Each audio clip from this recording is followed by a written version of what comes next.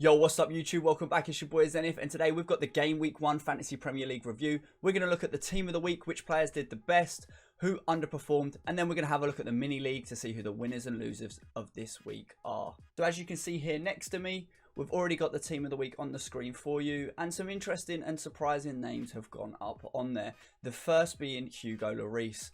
With Man City visiting Tottenham on the opening day as the last fixture of Game Week 1, not a lot of people would have tipped the French international to keep a clean sheet off the start, but that's exactly what he did. On top of that as well, he also made 4 saves, which brought him in with bonus points and the maximum bonus points out. That's a 10 points for Hugo Lloris to start off the season. If you had him, fair play. I mean, I don't know why you would have had him playing Spurs to start with, but you can't really argue with it after that. And then their fixtures for the next 3 don't look too difficult. They've got Wolves, they have Watford, and they have Crystal Palace as well. So there's potential for more clean sheet returns there as well. So if you do have them in your team, it's potentially a good start for you. Continuing the theme of unexpected performers in Game Week 1 is the entire backline for Team of the Week. And that is Marcos Alonso, Trevor Chalobah, Ricardo Pereira, and Ethan Pinnock. And how do I know that these guys aren't expected to do well in Game Week 1? Is because all of them actually are in less than 5% of the entire Fantasy Premier League teams. So this shows that not a lot of people tipped them to do well and kind of wanted them in the team. Marcos Alonso came up with a goal and a clean sheet, as did Trevor Chalobah.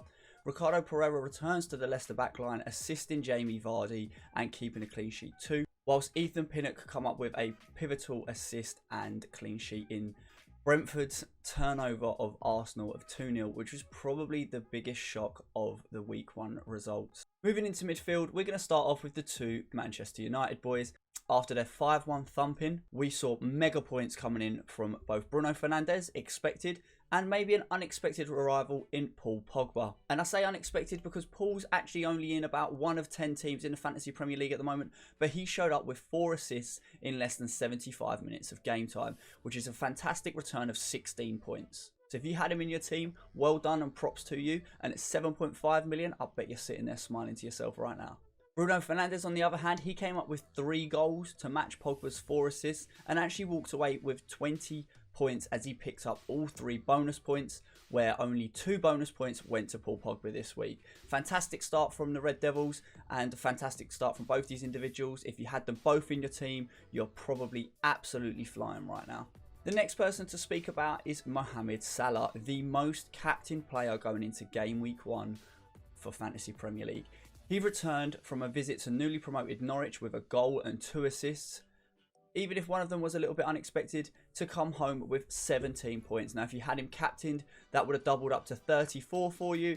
And obviously, if you had him as a triple captain, which some people do when you see a fixture like this, even if it is Game Week 1, that's a massive 51 points. And I can't really blame you. Of newly promoted Norwich, Salah has a history against Norwich. He has a history of returning in Game Week 1, and he hasn't let that down. Or he hasn't let us down, rather. Finally, the last man in the middle of the park is one of my favourites for this season and someone I've put in my team, and that is Said Benrahma. He showed up with a goal and an assist in the 6-goal frenzy that was played at St James's Park. West Ham had to come back from being down twice to win this game 4-2, and what a way they did it. Last but not least, we have your attackers for Game Week 1. One of these probably wasn't expected to be in the team of the week. However, the other definitely wasn't expected to be in team of the week after his performance. So let's start off with him, and that is Emmanuel Dennis of Watford. He started the line for them, and he popped up with a goal and an assist in a crazy 5-goal thriller against Aston Villa. 5 million, 12 points. What a start to the season. Only in 2.6 of teams at the moment. And if he is the nailed-on striker, as he came off in the 65th minute with a knock, if he stays nailed on for Watford, he could be someone to watch going forward in the future weeks. Now, as a West Ham fan, it always makes me smile to see 2 West Ham players in the team of the week, and it's yours truly, Mikel Antonio. 7.5 million, a decent run of fixtures at the start of the season. If you back this man, you were definitely rewarded. Even with his penalty miss, he actually picks up 13 points. He picked up a goal and an assist in that 6-goal thriller at St James's Park that we were talking about earlier when we mentioned Said Benrahma. And that, guys, is your team of the week summarised in short. What we're going to do now is look at who performed well this week in the mini leagues and who didn't.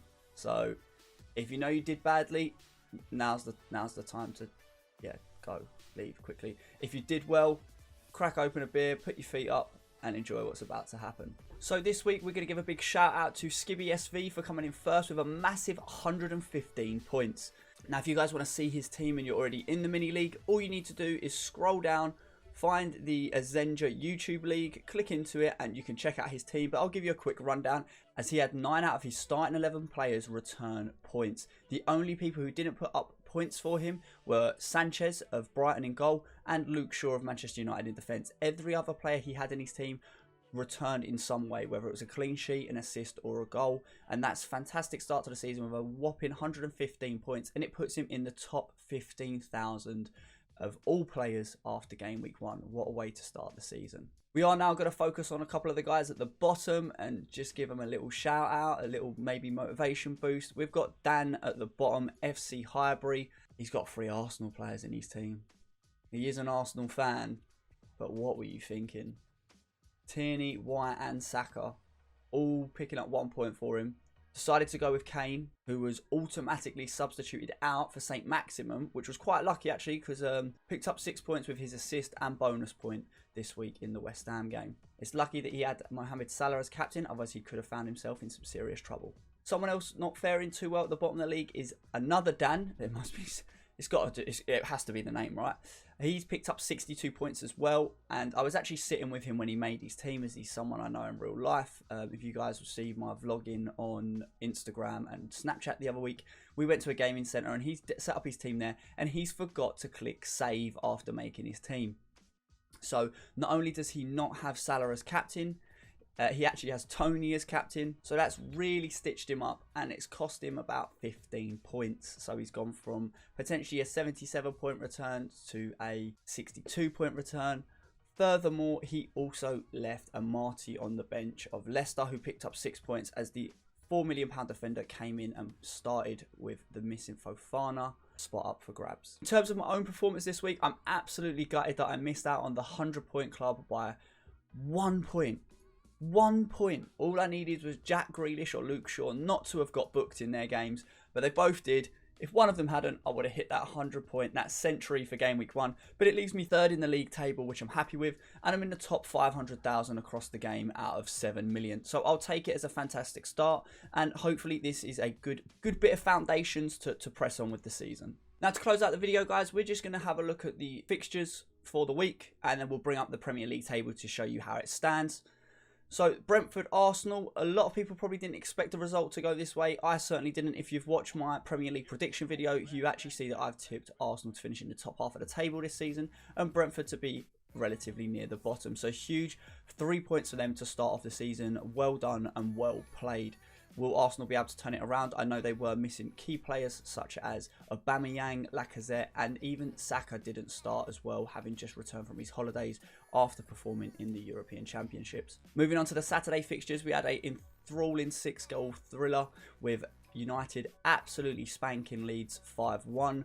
It was 1-0 before Leeds pulled it back to 1-1, and then United decided, do you know what, we're not having this, and they just went on a riot. Burnley went 1-0 up against Brighton at home before they decided they couldn't hold on to the lead, as Brighton came back and picked up 2 goals. Your goal scorers here being Neil Maupay and McAllister. Assists coming from Groys and Moda. So if you're considering players from Brighton, it might be worth keeping an eye out for them. Chelsea, not as convincing start. 3-0 win against Crystal Palace. A lot of people had these guys tipped to go down. If my moderator from Twitch, Kenny, is watching this, I apologise. Don't hate me. Goals coming from unexpected starters, in my opinion, from Alonso, Chalobah and Pulisic. Will they continue to start? Everyone will be keeping an eye on Marcos Alonso, I'm sure.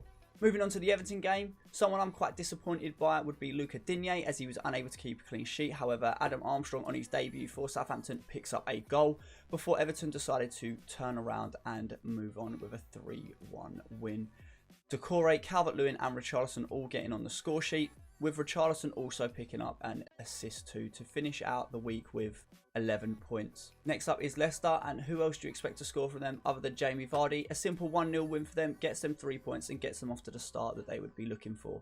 The next game was actually won by a team I have tipped to get relegated this season. I'm sorry, Watford fans. It looks like you've started well and proved me wrong off the rip with a 3-2 win over Aston Villa, a team that I thought would be doing well and would potentially be contending for Europa League spots at the end of the season. 5 different goal scorers in this game, with goals from Watford coming from Sarr, Dennis and Cucho, and Villa's goals coming from new boy Danny Ings and McGinn in midfield. Newly promoted Norwich haven't started the season as expected as they get thumped by Liverpool 3-0. Goals coming from Firmino, Salah and Jota is going to leave people scratching their heads as to who's going to keep starting over Firmino and Jota, or will they just be a rotating pair throughout the season?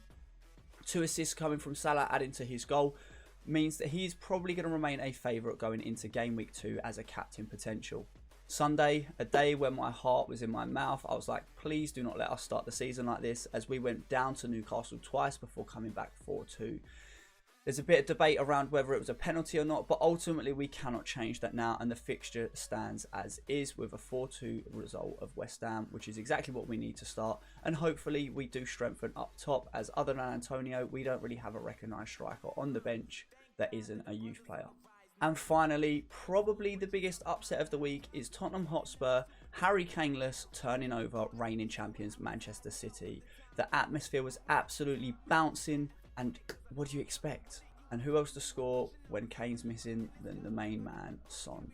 Can he keep up this form? Will he continue to lead the line if Harry doesn't play? Only time will tell. I hope you guys have enjoyed this video. Don't forget to like and comment and subscribe if you haven't already. Keep your eyes out for Game Week 2 preview, as that is going to be coming in the next couple of days. I hope you guys enjoyed. Until next time, take care.